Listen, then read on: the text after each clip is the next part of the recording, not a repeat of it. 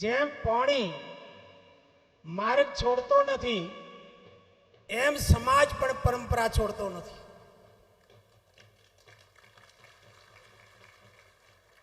જ્યારથી મારવાડથી અહીં આવ્યા ત્યારથી આપણા ડોકરાઓની એક પરંપરા એ રહી, સમય સમય પ્રસંગે પ્રસંગે અવસર કરીને, જમાડીને, સેવા કરીને, ઉજવણું કરીને કંઈક ને કંઈક સમાજ સમર્પિત થવું એ ભાવના આજ સુધી ટકી રહી છે.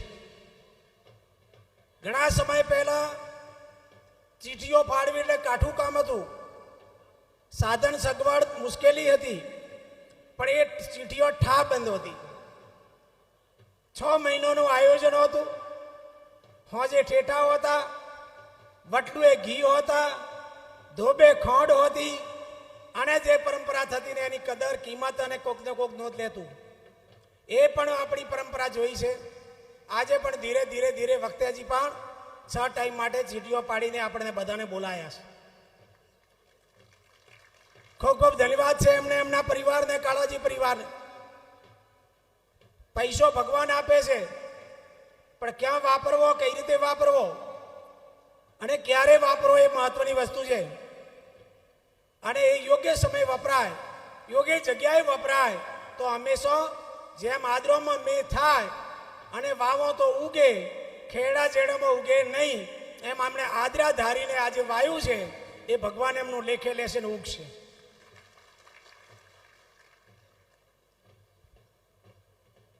સંત ગણા આપણને બધી વાતો કરશે, વધારે નહીં કહું, પણ અફવાઓથી ધોળું એટલું દૂધ નથી, પીળું એટલું હોનું નથી, અને બધાય બોલે એટલું સાચું હોતું નથી. આ આપણા ડોકરા કહેતા હતા. આ પ્રક્રિયાથી ખૂબ ધ્યાન રાખવાનું.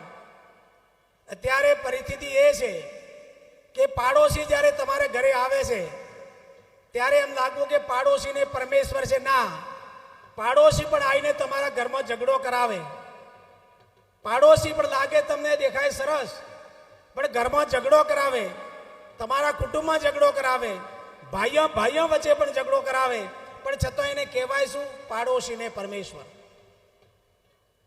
આજે જનરલી જે બગાડ સમાજમાં થવા બેઠો છે એ 2 પ્રકારે બન્યો છે. એક, કેટલાક પરિબળો તત્વો કોકના હાથા બનીને સમાજની અંદર આવીને સમાજમાં ઘૂસીને જેમ અંગ્રેજો જે પ્રક્રિયા કરી હતી એ પ્રક્રિયા ચાલુ થઈ રહી છે. એક બાજુ બીજો એક વર્ગ એવો છે કે સમાજને જોડવાનું કામ કરે છે. આપણે પ્રક્રિયા એ છે કે જોડવાનું કામ કરે છે કે તોડવાનું કામ કરે છે. તો એ પ્રક્રિયાની અંદર આપણે ધ્યાન રાખવું જોઈએ. અને એટલા માટે ખૂબ કાળજીપૂર્વક આપણે આપણું ભગવાને કરાવે કર્મ કર્યા કરો. આવો મગલાલભાઈ, આવો ભીખાલાલ, આવો. એ આપણો કર્મ આપે કર્યા કરો, ફળ ભગવાન આપશે. હરુપસિંહ આવો, ધનાલાલ આવો. તો આપણું કર્મ એ પરસ્વાર્થી છે.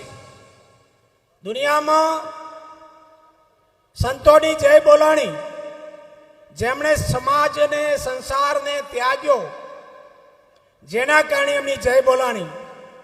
બીજી પોતાની કાયાની આહુતિ આપીને દેશનું, મા ભૂમનું, સમાજનું રક્ષણ કરે, સમાજ માટે સમર્પિત થાય, સમાજ માટે બલિદાન દે. ભરો છો ઠાકરજી ભાઈ, આવો. પેટ ભરો છો, ટાઢ તડકો વેઠો છો, 400 રૂપિયામાં તમને પરવડતું નથી, તેમ છતાં તમે તમારો ધંધો પકડી રાખીને દુનિયાનું પેટ ભરનારો જે ખેડૂત છે, અન્નદાતા છે, અને જય જવાન અને જય કિસાનની જય પણ પડ્યું હતું. અને એ ધાનને આપણે સંગ્રહી શકતા હતા, અને એ અન્નાથી માણસને ભૂખ ભાગતી હતી, માણસનું જીવન બચતું હતું. સ્વર્ગ ને નરક બધું હોય છે, એટલે આ ભવ ને પરભવ વાળી વાત છે. બધું જ્યારે અહીં હોય ત્યારે આપણે એમાંથી ઘણું બધું શીખવાનું છે. પણ એ બધા આગેવાનો છો, સમાજના અગ્રણીઓ છો. મારી મિત્રો વિનંતી એટલી છે કે સમાજના આગેવાન તરીકે બધા આગેવાનો, બધા સમાજના હાથું કહેતા શીખે. આપણે સમાજને હાથો રસ્તો બતાવો તો અડધા દુઃખો પૂરા થઈ જાય, ગામના અડધા ઝઘડાઓ પૂરા થઈ જાય. પણ અત્યારે હાથું કહેતા એમ લાગે ફલાણાને ખોટું લાગશે, ખોટું લાગશે ને ક્યાંક શરમ. જેને રીતે મિત્રો સાચું કહેતા નથી. આગેવાનને પણ ક્યાંક ખોટું કરતા હો તો તમારા જેવા 5 જણા ભાઈ દબાવે કે આ તમારે નથી કરવાનું. સાચું આગેવાન એટલે શું? સમાજની અહીં બેઠેલી ધોળી તરલી તમે સમાજના અગ્રણીઓ છો. તમારા પૈકીના આવે તો સમાજથી મોટું કોઈ છે, બધા પોતપોતાના સમાજમાં સમાજ થકી મોટા છે. સમાજ થકી અમને ટિકિટો પણ મળે, રાજકારણમાં કોઈ હોદ્દો પણ સમાજ થકી મળે. તમારે મળે, તમારા બળથી, અમારા બળથી નહીં, તમારું બળ છે. જ્યારે તમારા બળથી આ બધું મળતું હોય ત્યારે તમારે પણ સાચું કહેવા અમારે તમારાથી ડરીને અડવાનું કે અમારે શાહવારે તમારી પાસે મોંઘવા આવવાનું, એટલે અમારે તમારાથી બિયાવાનું. તમારે અમારાથી ડરવાનું નથી, પણ તમે મને ખબર પડતી નથી કે આજે મને અમારાથી ડરવા માંડ્યા છો. અમે કયા મોટા ભૂપ છતો, પણ સાચું કહેતા શીખો. એકબીજાનું ભલું અને સુખ સેવા છે એમાં મિત્રો બધા સાચું કહીએ, અને સાચું કહીને જે સમાજ જીવનમાં વ્યસનોમાંથી બહાર નીકળો. વ્યસન જે છે વ્યસનથી દૂર રહીએ, દીકરા દીકરીને ભણાવીએ. આપણા આજ વિસ્તારના લોકલાડીલા ધારાસભ્ય, તમને બધાને એવું લાગે કે શંકરભાઈ કેમ આવું બોલે છે, તો બે બાબતો હોય છે. એક તો હું રાજનીતિમાં છું. રાજનીતિની અંદર રહેલા માણસને મતનો બીક ખૂબ લાગતી હોય અને એ મતોથી ખૂબ ગભરાતા હોય. અને અત્યાર સુધીના ઇતિહાસની અંદર એવું છે કે મતો લેવા માટે ગમે તે ક્ષણ સુધી, ગમે તે શેવાડા સુધી રાજનેતાઓ જાય. આ ઇતિહાસ તમે મેં બધાએ જોયો છે. એક બાજુ મત હોય, મતની બીક હોય, અને બીજી બાજુ સમાજનું, પ્રજાનું હિત હોય. તો બીક પકડવી કે સમાજનું હિત પકડવું એવું જ આવ્યું ત્યારે મેં બીકની જગ્યાએ સમાજનું ભલું શ્રીક થાય એ કાયમી મેં પકડ્યું છે.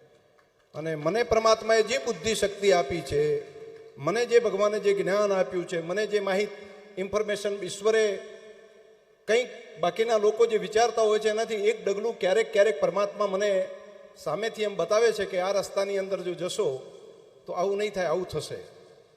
અને એ વખતે પરમાત્માએ મને જે ઉજવાડ્યું હોય ને એ પ્રમાણનો નિર્ણય બે ઝીઝક કાયમ લીધો છે. અને એની અંદર મારું નુકસાન શું થશે એનો ક્યારેય વિચાર નથી કર્યો. મેં એ જ વિચાર કર્યો છે કે અહીં બેઠેલા બધાનું શું થાય, આમનું હિત ક્યાં છે, એમનું ભલું ક્યાં છે. અને એક આગેવાન મારા જેવો જો એ આંધળો થઈ જાય, તો એક સેનાપતિ જો આંધળો હોય, તો અનેક ઇતિહાસો એવા રચાયા છે કે જેનો આગેવાન આંધળો એનું કટક દરિયામાંય આખી પ્રજાને, આખા સમાજને, આખા વિસ્તારને ક્યારે ભૂલથી પણ ખાડામાં નાખવાનું કામ જો આગેવાન તરીકે કરવું તો મને ઈશ્વર માફ ના કરે, કુદરત માફ ના કરે, બાકી તો બધા કરે. હું માત્ર મતોના કારણે કરીને, હું મતના ડરના કારણે કરીને સમાજને નુકસાન થતું હોય, પ્રજાને નુકસાન થતું હોય એવું ક્યારેય નિર્ણય હું કરી શકું નહીં. અને મને જે ઈશ્વરે બતાવ્યું હોય, કરતું હોય એ પ્રમાણે અત્યાર સુધીમાં કર્યું છે. અને બધાની વચ્ચે જાહેરમાં બધાની હાજરીમાં આ રીતે વાત કરું છું કે હું કંઈ પણ વાત કરતો હોય તો હું ભૂલ થઈ ગઈ, સમજણ વગર કર્યું એવું કોઈ નથી કહેતો.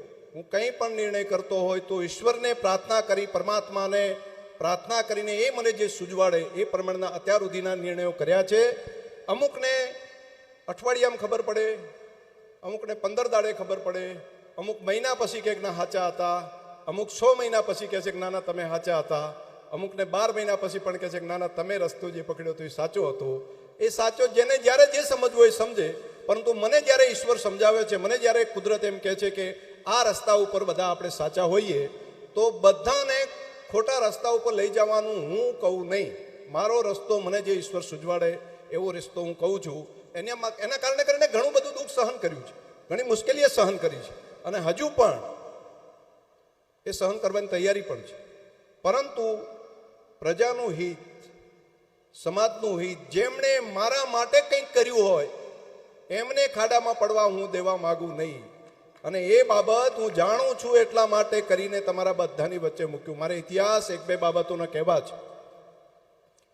કેટલીક જ્ઞાતિઓની અંદર, ગુજરાતની રાજનીતિની અંદર એવા આગેવાનો આવ્યા કે જેણે આખા સમાજને કાયમી સત્તાની સાથે રાખ્યો. કેટલા એવા આવ્યા કે ભાઈ નેતા માત્ર અમે રહીએ સત્તામાં એના કારણે નહીં, પરંતુ સમાજને સત્તાથી દૂર ન કરવું.